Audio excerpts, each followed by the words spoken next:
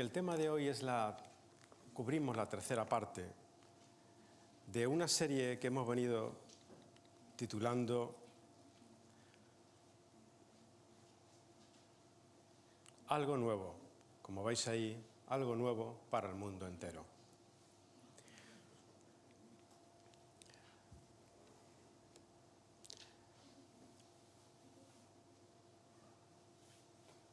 Decíamos en la primera ocasión, en la primera parte de la serie, que hubo un precursor que nos iba a decir que algo nuevo venía. Ese precursor fue, cuando se pueda, Juan el Bautista. ¿Vale? Bueno, espero no estar yo haciendo nada mal. Cuando se pueda se irán pasando y si no, no pasa nada. Juan el Bautista. Juan el Bautista fue el precursor de algo nuevo que iba a venir. Él empezó a predicar en su pueblo: arrepentíos. Porque si no hay arrepentimiento no se puede llegar a ser parte de ese algo nuevo. Y ese algo nuevo que Juan el Bautista predicaba era: arrepentíos porque el reino de los cielos se ha acercado. El reino de los cielos era ese algo nuevo. Juan el Bautista no solamente identificó que era ese algo nuevo, el reino de los cielos que se acercaba, y no solamente decía el requisito de entrada, arrepentíos, sino que también comentó acerca de su alcance. Y por primera vez, las fronteras de Israel son traspasadas, por primera vez de forma explícita. Las fronteras de Israel son traspasadas y el Dios hebreo venía a dar una bendición a todo el mundo, no ya solo al pueblo judío, sino a todo el mundo. Y eso lo remarcó Juan el Bautista claramente cuando vio acercarse a Jesús a él, a las orillas del Jordán, para ser bautizado por Juan el Bautista, e identificándolo, Juan el Bautista dijo de Jesús: «He ahí el Cordero de Dios que quita el pecado», el alcance, «del pueblo judío, no, del mundo». Ese era el reino de Dios que se había acercado, que el precursor predicaba. Pero en la segunda parte estuvimos viendo cómo Juan el Bautista sufrió, ahí lo vemos ahora, una terrible confusión. Y sufrió una terrible confusión porque empezó a tener dudas acerca de aquel que él mismo había declarado Cordero y Mesías de Dios. Y esas dudas le vinieron porque él mismo fue encarcelado. Y al ser encarcelado no entendía cómo su amigo y su Mesías no venía a rescatarle. Es más, pasaba el tiempo y su amigo, su Mesías, no imponía el reino mesiánico que se suponía, según las escrituras antiguas de los judíos, que estaba profetizado que tenía que ser. El Mesías no venía a ser Mesías. Parecía que el rey no venía a ser rey, puesto que nada imponía. Y Juan tuvo terrible duda, y desde la cárcel, sintiéndose abandonado de su amigo, dijo, o él oyendo, que Juan, estando en prisión, oyendo de los hechos de Jesús, de Cristo, envió a 2 de sus discípulos diciendo: acláramelo, ¿eres tú? ¿Eres tú aquel que había de venir? ¿Aquel que habría de librar a Israel de sus enemigos? ¿Eres tú? ¿O esperamos a otro? Jesús mandó respuesta a Juan y Juan entendió perfectamente las palabras de Jesús. Pero en su inicio tuvo terribles dudas estando en la cárcel. Y apuntábamos la última vez que esas terribles dudas le venían a Juan porque no había entendido bien a priori en qué consistía el reino de los cielos. Lo había comprendido bien, pero no de forma completa. Hoy vamos a tratar de ver qué es el reino de los cielos, en qué consiste, cuáles son sus características y por qué criterios aquellos que pertenecen al reino de los cielos deben moverse. Vamos a ello. El reino de los cielos. Aquello que se había acercado y que era de alcance mundial. Cuando Juan el Bautista entendió que el reino de los cielos era algo para ser impuesto en la tierra, no lo entendió mal, solo que no lo entendió de manera completa.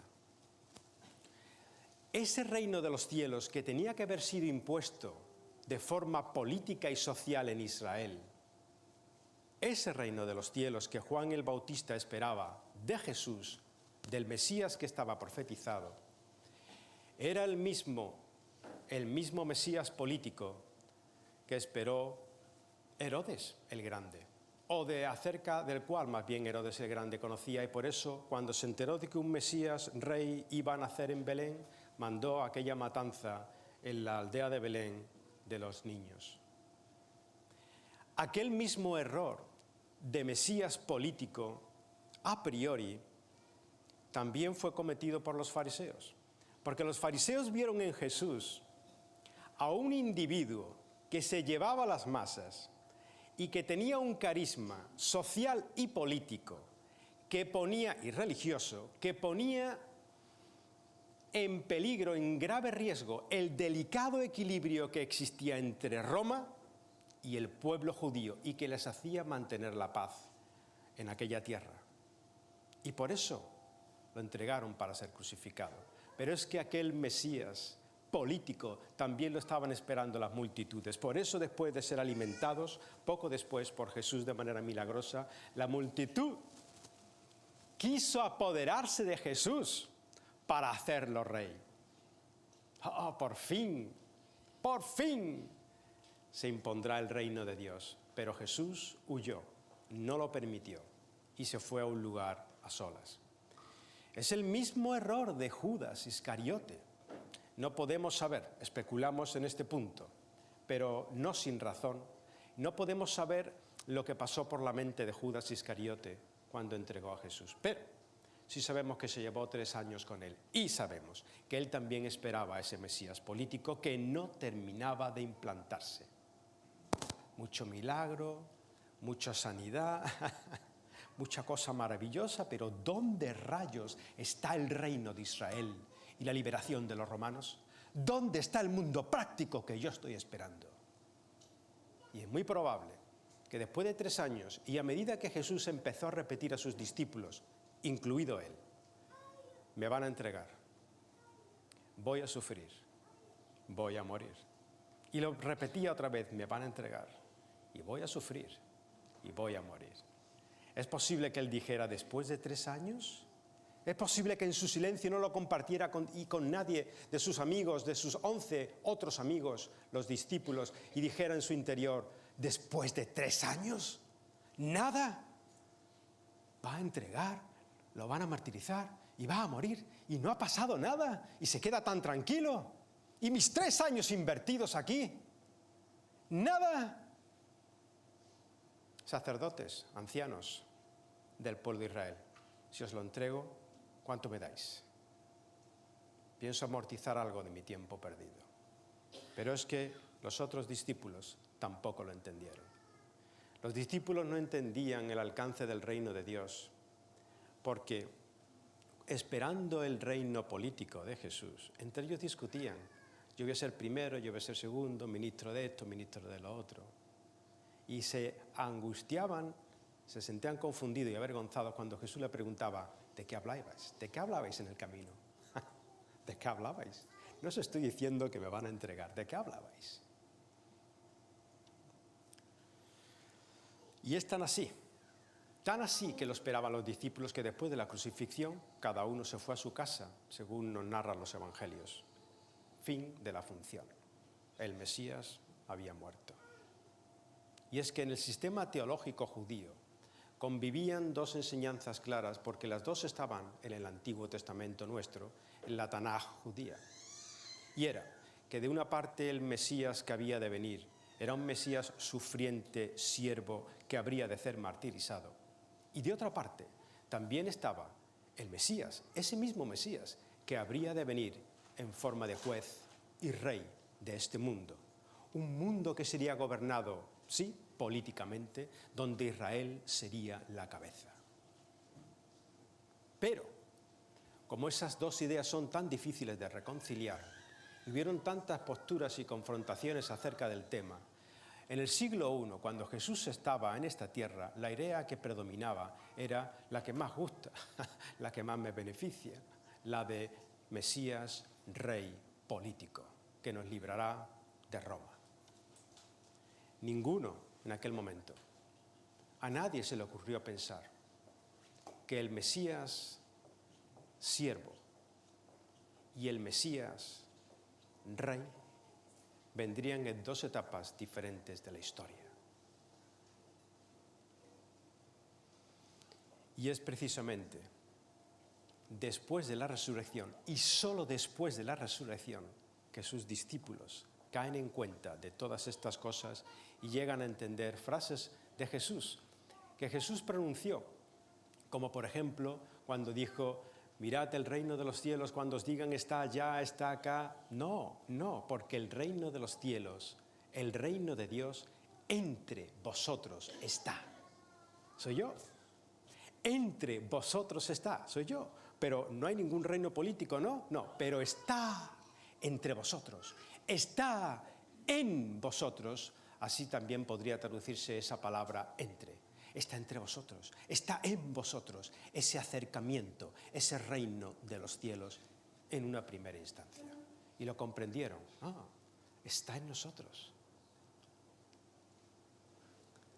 Por eso el apóstol Pablo, más tarde explicando estos términos, dijo: Él, Jesús, nos libró del dominio de las tinieblas y nos trasladó al reino amado de su Padre, de un dominio a otro dominio, de un reino a otro. Y sin embargo, cuando el apóstol Pablo escribía estas cosas, el dominio era de Roma. Y en él tenemos redención, el perdón de pecados. ¿Cómo nos lleva de un dominio a otro? Porque Jesús paga un rescate, una redención, nos rescata de donde estamos, nos rescata de un dominio y nos lleva a otro. ¿A través de qué? A través de que la justicia de Dios se cumple en Jesús, en la cruz, pagando por nosotros, el justo por los injustos, para llevarnos a Dios, y mediante esa acción de Jesús en la cruz, poder ofrecer perdón, el perdón de pecados. El mismo Pablo explica acerca de ciertas discusiones que los cristianos tenían sobre ciertas cosas físicas, terrenales de aquí. Le dice el apóstol Pablo: no discutáis sobre estas cosas, porque el reino de Dios, el reino de los cielos, es justicia, es paz y es gozo en el Espíritu Santo. Es decir, si tú has creído en Jesús y Jesús ha hecho un sacrificio por ti, Él ha muerto por ti, está puesto en justicia con Dios, ya no tienes que preocuparte de que Dios te mire con terror. Te acepta porque su justicia ha sido cumplido en Jesús. Él ha pagado la justicia que tú debías. Y esto te dará paz, dice el apóstol Pablo. Y esa paz te hará vivir con gozo. Eso significa que el que cree en Jesús, el discípulo de Jesús, no ha tenido ni va a tener adversidades, persecuciones, sufrimientos, penas, angustias. No, lo que significa es que su sed interior estará saciada. Por eso Jesús dijo: de su interior, aquellos que crean en mí correrán ríos de agua viva y no tendrán sed jamás. Porque esa sed existencial, de dónde vengo, quién soy, por qué estoy aquí y a dónde voy, está completamente calmada. Tengo justicia en Jesús con Dios, tengo paz con Dios y tengo gozo porque Él lo ha provisto si creo en Él. Y este es el reino de los cielos, en primera instancia.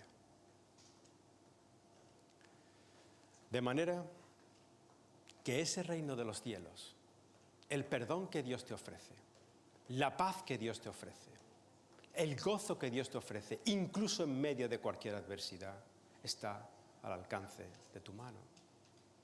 Solamente hay que aceptarlo y creerlo por fe. El alcance es mundial.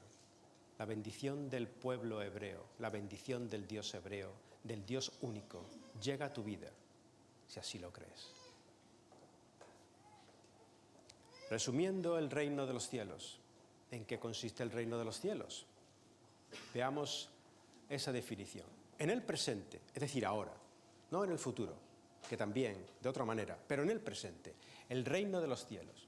En el presente, la esencia del reino de los cielos no es su pertenencia a las cosas de este mundo. O no estaba el reino de los cielos aquí cuando estaba Jesús, pero el reino de este mundo era Roma. ¿O no está ahora mismo el reino de los cielos entre nosotros? Y sin embargo, el reino no es de Dios aún. ¿O no ha estado durante toda la historia el reino de los cielos vigente? Y sin embargo, en muchas ocasiones la Iglesia ha sido perseguida. De manera que en el presente la esencia del reino de Dios, del reino de Dios o del reino de los cielos, no es su pertenencia a las cosas de este mundo, sino tu corazón perteneciendo al mundo de Dios. Es en tu corazón donde en primera instancia se desarrolla el reino de Dios y de ahí al mundo y posteriormente, en algún otro momento, su implantación en este planeta, en este gobierno de los hombres. Pero de momento, el reino de los cielos es tu corazón perteneciendo al mundo de Dios.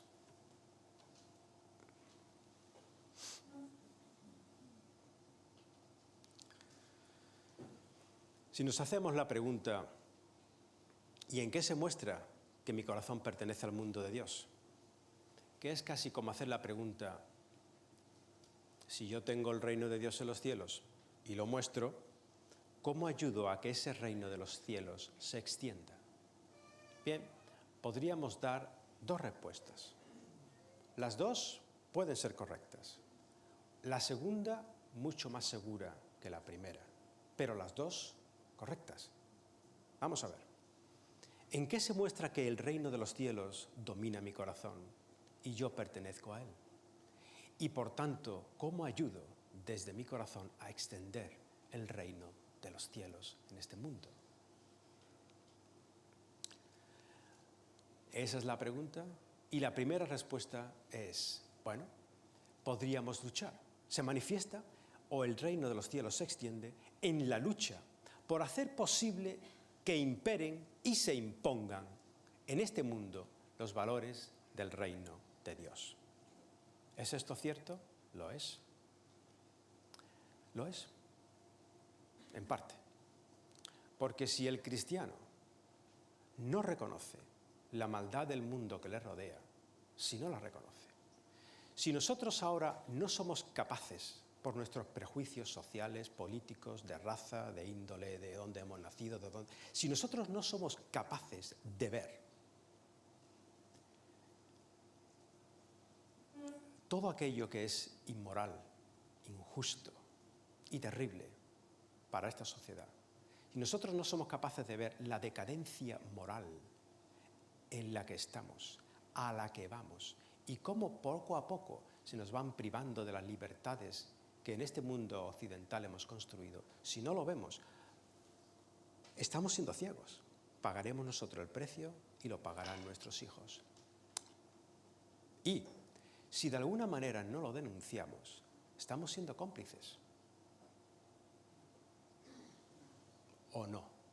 Porque en el primer siglo los discípulos no tenían muchas opciones. Había una tiranía y había un imperio.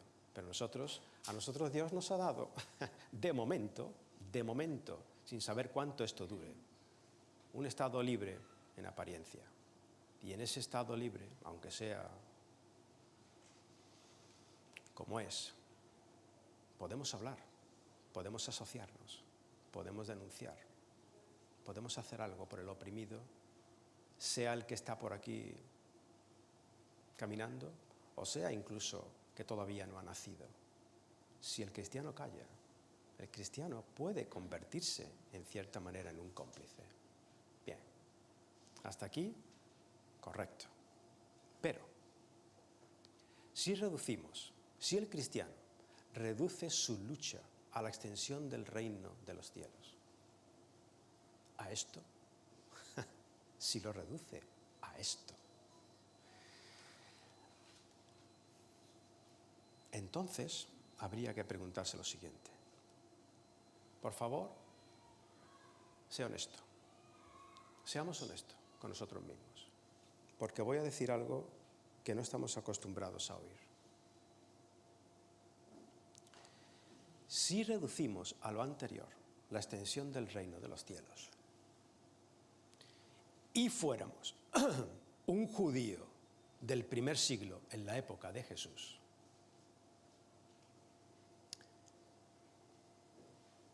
consideraríamos, nosotros que tanto criticamos a los judíos que entregaron a Jesús, consideraríamos a Jesús un Mesías blandengue, un Mesías con un calibre muy pequeño. Voy a explicarme. El Dios de los hebreos siempre concedió la misma dignidad a todos los seres humanos, independientemente del rol social que aquella sociedad impusiera. Y sin embargo, Jesús no animó a los esclavos a que se sublevasen.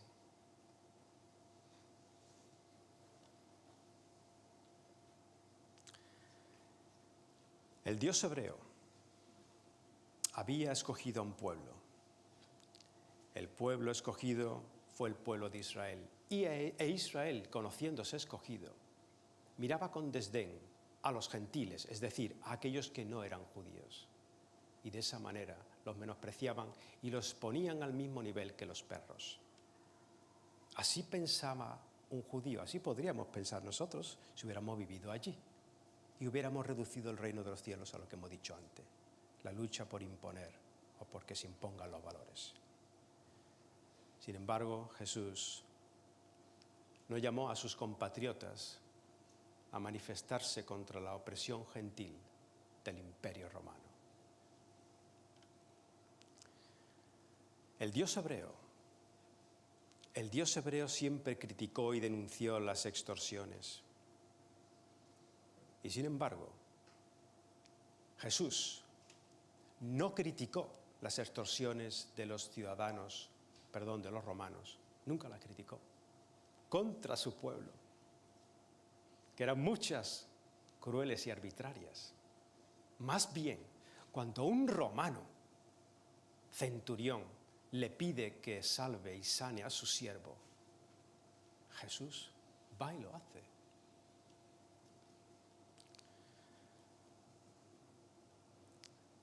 El Dios hebreo siempre estuvo enfrentado a la injusticia.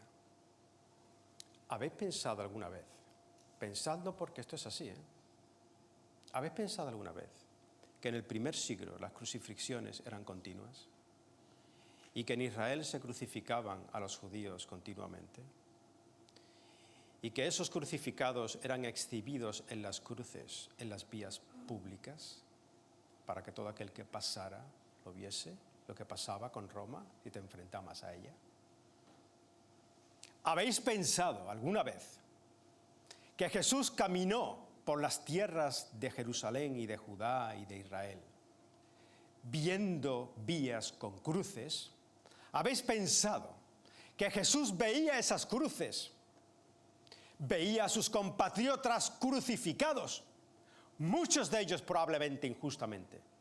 El Dios hebreo siempre estaba enfrentado a la injusticia y sin embargo Jesús no soliviantó a sus seguidores para que se enfrentaran a la crueldad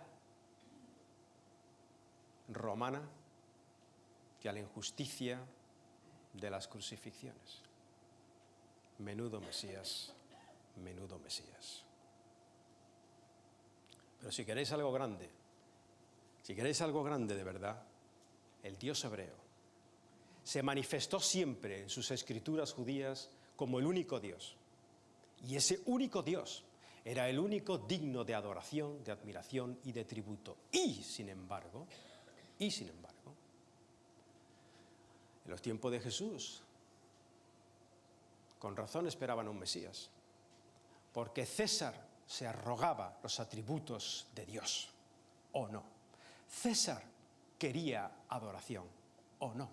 Y César imponía impuestos y tributos, ¿o no?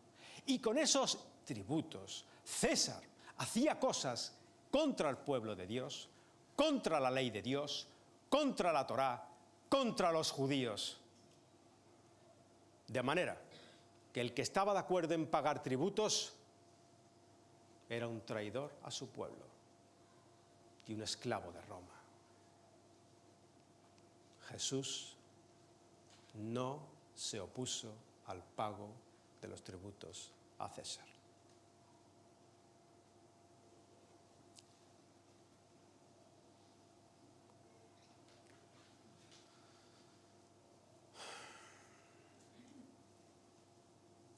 Más bien, se le preguntó, ¿debemos pagar tributo a César? Tentándole. Y ya sabéis la respuesta del Señor. El Señor dijo, dad a César lo que es de César y a Dios lo que es de Dios. Como diciendo, ¿vosotros habéis asociado que pagar tributo o querer pagar tributos es rendir honor a César y desobedecer a Dios? Pero yo os estoy diciendo, pago tributos y honro a Dios. Era otra manera de decir Jesús, mira, ¿por qué no me haces el favor de ahorrarte problemas gratuitos?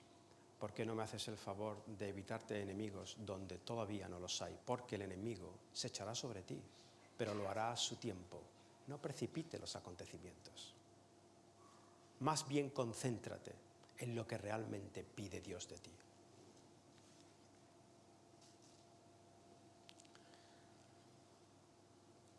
Con quienes realmente fue duro Jesús, no fue contra el pueblo exterior romano, sino contra su mismo pueblo judío. A el rey Herodes lo llamó zorra. Es una calificación bastante objetiva de lo que fue su carácter y acciones. Y a los fariseos los llamó sepulcros blanqueados. Jesús no estaba pendiente de criticar al extranjero que no tenía la ley de Dios.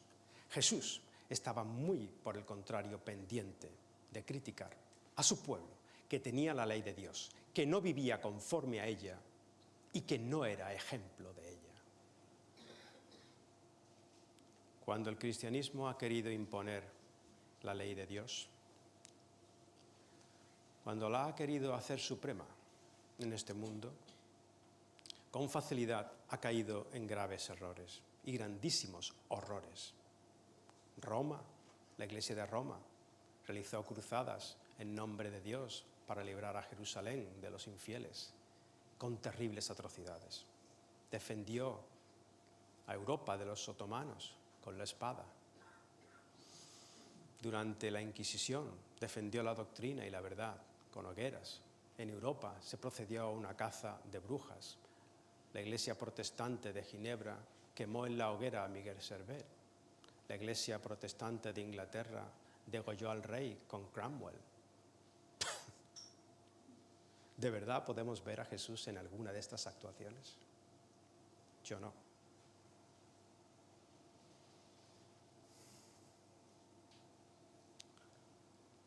Si no tenemos la línea bien definida, es muy delicado el límite y se puede fácilmente levantar un altar a la doctrina de la verdad y en él sacrificar el amor.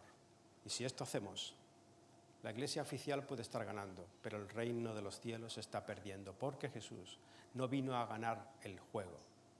Jesús no vino a jugar a ganar, que era lo que jugamos nosotros. Jesús vino a jugar otro juego. No a ganar, sino a amar. No a imponer, sino a entregar. Sin embargo, la pregunta en qué se muestra que tu corazón pertenece al mundo de Dios podría también, o cómo extiendo yo el reino de los cielos en esta tierra, podría responderse de otra manera. ¿Qué tal si seguimos Evangelio de Mateo de los capítulos 5 al 7? Una tareita, vamos a leerlo en casa hoy, vamos a ver si somos capaces de vivirlo y de cumplirlo. Porque así se transmite el reino de los cielos, porque estos son los criterios del reino de los cielos que Jesús vino a traer. Empezando por las bienaventuranzas. Y como no hay tiempo, repaso muy rápido. En ellas se nos dice: bienaventurados los que son ricos, porque ellos impondrán su voluntad. No, bienaventurados los pobres en espíritu, porque de ellos es el reino de los cielos. Bienaventurados los que ríen cuando impongan su voluntad. No, bienaventurados los que lloran, porque ellos serán consolados. Bienaventurados los que son altivos, porque estos son los que se llevan el gato al agua. No, bienaventurados los humildes, porque ellos heredarán la tierra. Bienaventurados cuando persigáis, cuando impongáis por fin justicia. No, bienaventurados los que tienen hambre y sed de justicia, porque ellos serán saciados.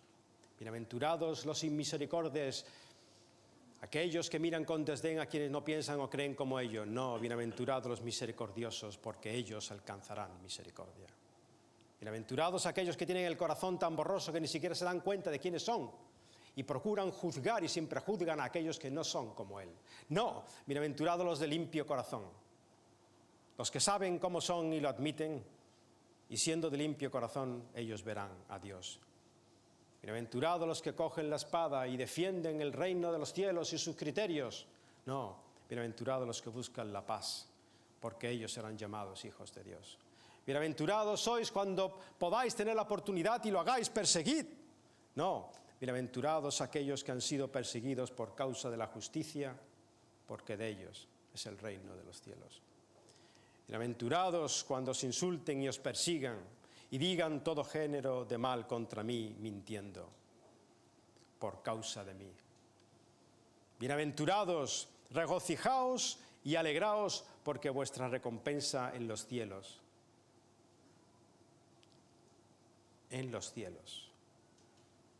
es grande, porque así persiguieron a los profetas que fueron antes de vosotros. Bueno, quizás ahora entendamos un poquito mejor aquellas frases de Jesús cuando Pilato le respondió: ¿eres tu rey?, después de haberlo flagelado. Y Jesús le responde: mi reino no es de este mundo. No, todavía no. Mi reino no es de este mundo. Si mi reino fuera de este mundo, entonces mis servidores pelearían para que yo no fuera entregado a los judíos. Mas ahora, de momento, ahora, mi reino no es de aquí. Y estando con sus discípulos en la última cena, Jesús les dijo: os digo que desde ahora no beberé más este fruto de la vid, lo que hemos celebrado hoy, hasta aquel día en que lo beba nuevo con vosotros en el reino de mi Padre. Algún día vendré, algún día el reino de los cielos se impondrá en la tierra de forma plena y física, pero hasta ese día, todavía no. El reino de los cielos está en vosotros y entre vosotros. Debe ser vivido, debe ser reflejado y debe ser servido como ejemplo, porque Jesús vino a entregarse y a darnos ejemplo. Y él dijo: ejemplos os he dejado para que sigáis mis pisadas. ¿Cómo desarrollo el reino de los cielos en este mundo? Si el reino de los cielos ha cautivado mi corazón, si yo vivo en el reino de los cielos, si mi corazón pertenece al mundo de Dios, ¿cómo lo extiendo? De la primera manera, sí, pero ojo, cuidado con los límites, porque podemos estar quemando en el altar de la verdad el amor, y ahí se perdió todo.